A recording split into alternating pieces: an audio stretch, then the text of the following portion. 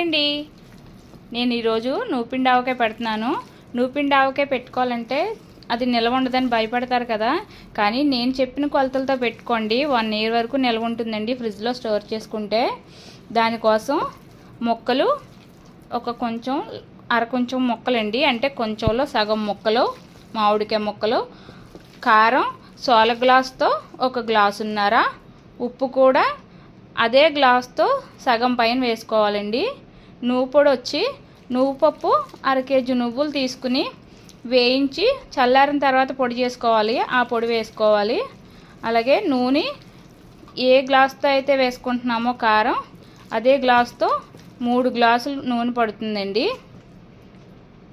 ముందుగా కాయల్ని శుభ్రంగా కడిగి ముక్కలుగా తరిగి అందులో కారం, ఉప్పు, నువ్వుపొడి, నూనె అన్నీ వేసి బాగా కలపాలండి.